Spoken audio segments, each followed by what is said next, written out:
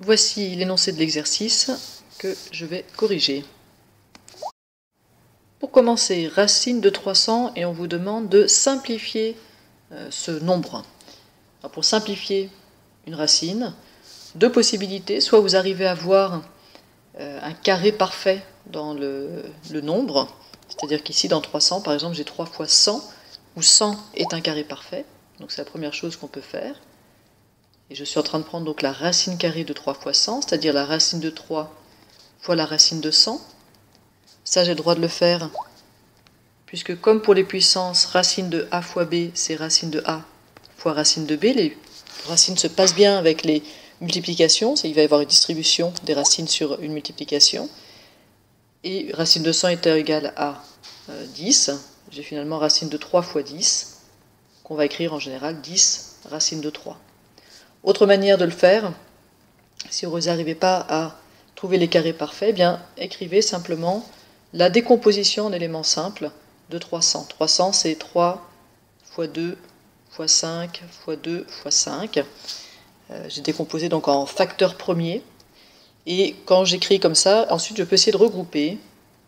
Donc j'ai racine de 3 fois racine de 2 fois racine de 2 fois racine de 5 fois racine de 5. Or, racine de a fois racine de a,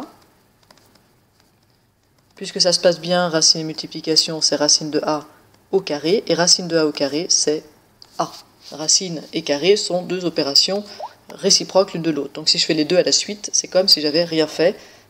Prendre un nombre, prendre sa racine carrée puis son carré, ben ça revient à retrouver le nombre.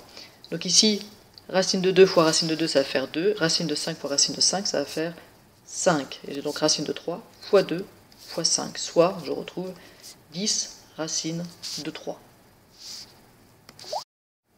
Alors occupons-nous de racine de 75, comme on s'occupait de racine de 300 en essayant d'écrire une factorisation en facteur premier.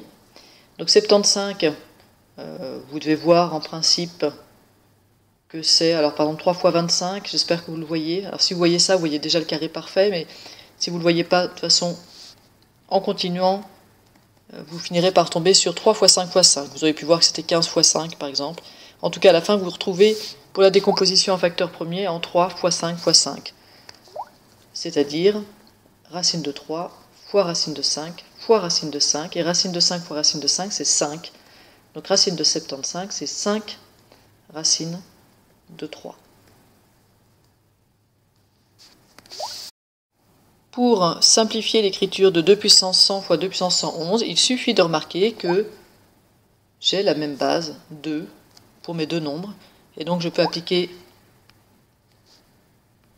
la règle qui me dit que a puissance n fois a puissance p, c'est a puissance n plus p.